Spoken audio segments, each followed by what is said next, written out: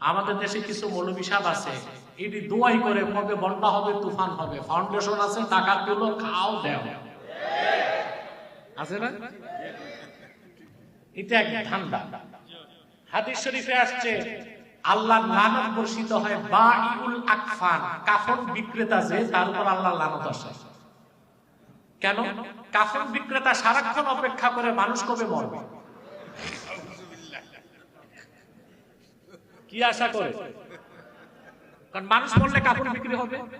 তো যারা এই যে ফাউন্ডেশন করে ত্রাণ দেয় না, এরা অপেক্ষা থাকে বছরে কখন বন্যা আসবে। কারণ বন্যা আসলেই তো আয়গা, খায়গা, জায়গা। যেহেতু তিনি নাম মেনশন করে নাই, কোন পীর সাহেব এটা আপনারা বুঝে নেন, আমি তার নামটা উল্লেখ করতে চাই না এখানে। তবে একটা কথা বলতে চাই, না জেনে কারো ব্যাপারে কোনো কথা বলা শরীয়তের দৃষ্টিতে এটা কিন্তু সম্পূর্ণ রূপে নিষিদ্ধ এবং হারাম কাজ। আল্লাহ তাআলা কি বলছেন কোরআনুল কারিমে? আল্লাহ বলছেন, ইয়া আইয়ুহাল্লাযীনা আমানু ইজতানিবু কাসীরাম মিনায-যন্ন ইন্না বা'দায-যন্নি ইসম ওয়া লা তাজাসসাসু ওয়া লা ইয়াগতাব বা'দুকুম বা'দা। অধিক ধারণা থেকে বেঁচে থাকো, নিশ্চয় কিছু ধারণা গুনাহ, তোমরা একে অপরের গুনাহ গোপন বিষয় অনুসন্ধান করো না এবং কেউ কারো গীবত পরনিন্দা করো না।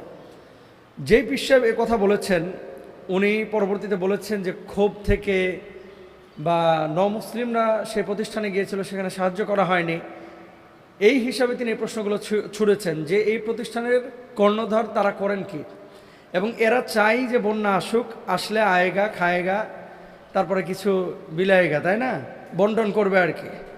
মানে বন্যা আসুক, কাফন বিক্রেতা যেমন সবসময় চায় যে মানুষ মরুক, তাহলে কাফন বিক্রি বাড়বে।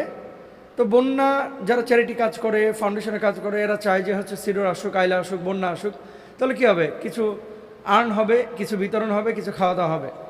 এই কথাটা যদি তিনি বুঝে শুনে ইন্টেনশন এভাবে নিয়ে বলে থাকেন, তাহলে পরিপূর্ণভাবে না জেনে তিনি অপবাদ দিয়েছেন, কারণ তিনি চ্যারিটি ওয়ার্কারদের অন্তরের খবর জানেন না।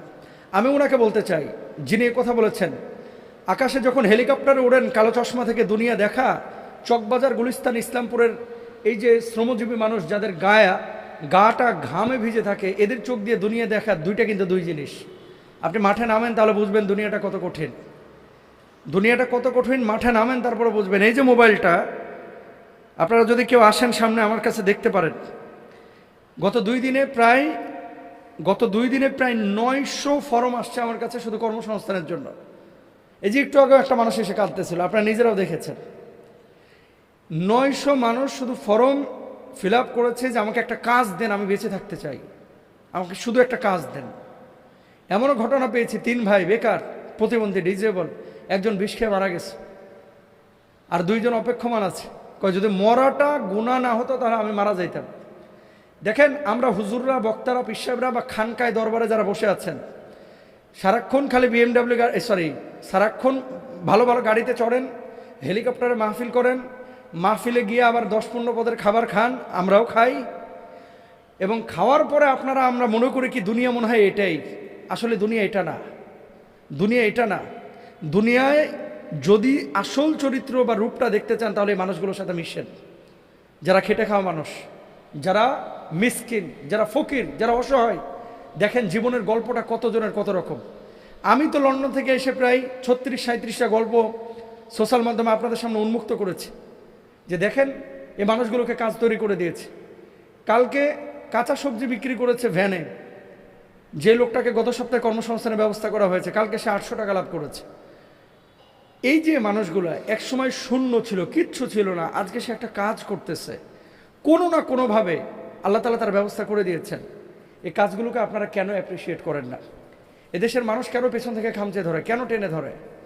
আমি হুজুরকে বলবো যে দেখেন, আপনাকে আমরা সম্মান করি, শ্রদ্ধা করি, ভালোবাসি, কিন্তু আপনি যখন সত্তাগতভাবে কাউকে হিংসা করবেন, আপনি যখন কারো কাজ নিয়ে যখন প্রশ্ন তুলবেন, আপনি বলেছেন যে এদের হিসাব নেওয়া উচিত, যে এরা এত টাকা মানে কি করে, অডিট করা উচিত। আপনার হয়তো বা জানা নাই, আমরা যখন ফাউন্ডেশনের পারমিশনগুলো নিয়েছি, মেমোরেন্ডামে কমিটি করে সরকারের সমস্ত শর্ত শারায়েতগুলো পূরণ করার পরে, গভর্নমেন্টে আবেদন করার পরে, তদন্তের পরে কিন্তু ফাউন্ডেশনের অনুমোদন হয়। আপনার হয়তো বা জানা নাই যে ফাউন্ডেশনের প্রত্যেকটা পয়সার অডিট হয় এবং সরকার থেকে এগুলো তদন্ত করে, কিন্তু দরবারের অডিট কিন্তু হয় না। আমরা সরকারের কাছে বলবো প্রত্যেকটা খানকার এবং দরবারের টাকাগুলো কোথায় যায় এগুলো ফাউন্ডেশনের মতো অডিট করেন, এগুলো দরকার আছে।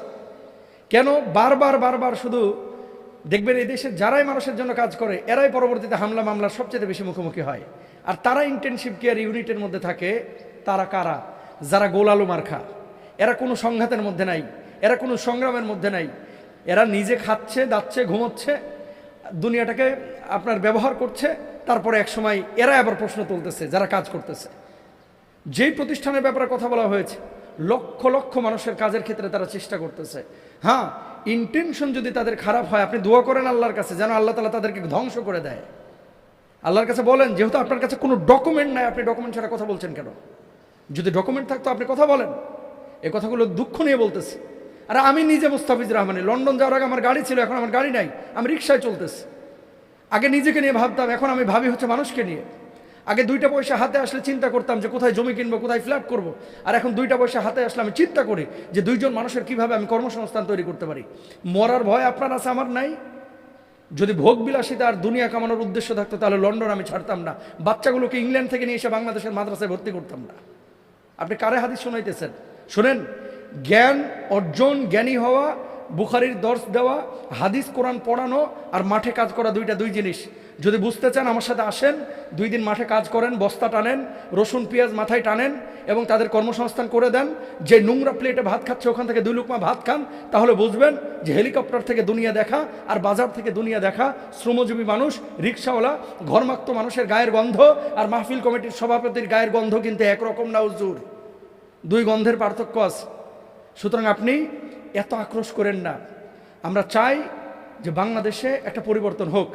একসময় মানুষ বলতো হুজুর মানেই তো মিলাদ পড়বে, হুজুর মানেই তো মসজিদে ইমামতি করবে, খতিবগিরি করবে, আর তো কোনো কাজ নাই। আর আজকে হুজুররা যখন বের হয়েছে তখন হুজুররাই খামচে ধরতেছে। হুজুররা যখন বের হয়েছে চ্যারিটি ওয়ার্কে, তারপরে মানুষের বিপদে আপদে দুর্যোগে হুজুররা যখন ছড়িয়ে পড়ছে, তখন কিন্তু আমাদের হুজুরাই তাদেরকে পিছন থেকে খামচে ধরতেছে। আমি বিনয়ের সাথে বলতে চাই, দেখেন আজকে সকাল থেকে দেখলাম আমার নামে তাদের পেজগুলোতে, একটা পেজ না ভাই, শত শত পেজে কি পরিমাণ যে প্রোপাগান্ডা ছড়াচ্ছে, কি পরিমাণ! আল্লাহু আকবার।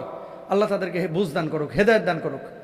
আমি সেই পীর সাহেবের বিপক্ষে কথা বলতেছি না, আমি বলতে যাচ্ছি জাতীয়ভাবে যারা এদেশের মানুষের জন্য কাজ করতেছে তাদেরকে আপনারা সাপোর্ট করেন। নিজে না পারলেও অন্তত আরেকজনের বিরোধিতা করে পরিবেশটা নষ্ট করেন না। একটা ফাউন্ডেশন আপনি বন্ধ করে আপনার লাভটা কি বলেন? আপনার লাভটা কি? আর যাদের ব্যাপারে আপনি প্রশ্ন করতেছেন যে এরা চলে কিভাবে বা খায় কি, এদের ইনকাম সোর্স কি, সেটা আপনি ব্যক্তিগতভাবে জিজ্ঞেস করতে পারতেন।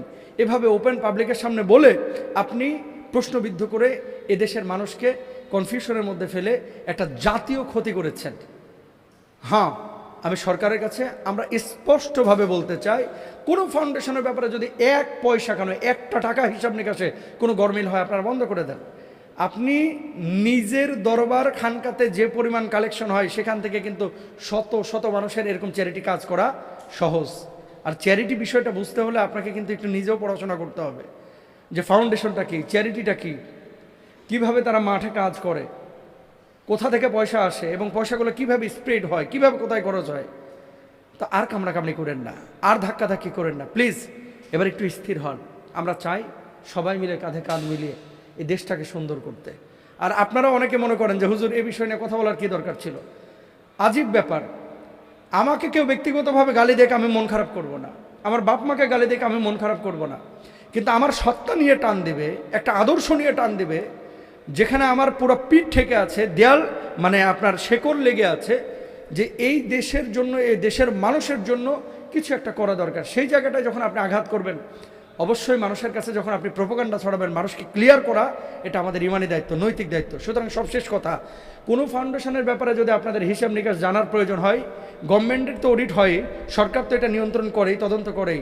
আপনারা ব্যক্তিগতভাবে হিসাব একজন ফাউন্ডারকে, ফাউন্ডেশনের কর্ণধারকে চাইতে পারেন যে আপনি হিসাব দেন। এটা ওপেন চ্যালেঞ্জ থাকলো, হিসাব দেওয়ার জন্য আমাদের সৎ সাহস আছে। কিন্তু আপনারা আরেকটা চ্যালেঞ্জ গ্রহণ করেন, আপনাদের দরবারের হিসাবগুলো এভাবে ওপেন করেন, গত 1 বছরে কত টাকা ইনকাম হয়েছে, কোথায় কোথায় আপনারা খরচ করেছেন। ডেকগুলোর হিসাব আপনারা দেন, মাজারে যেই দান বক্সগুলো আছে এগুলোর হিসাবগুলো আপনারা দেন। দেখেন আমরা এগুলো খোঁচাখুচি করতে চাই না, যেহেতু আপনারা বলেছেন এই জন্য আমরা বলতেছি যে আপনারাও একটু হিসাবটা দেন, আর আমরা 0 পয়েন্টে ওপেন হিসাব দেবো ইনশাল্লাহ, কোনো সমস্যা নাই। আল্লাহ বুঝদান করুক।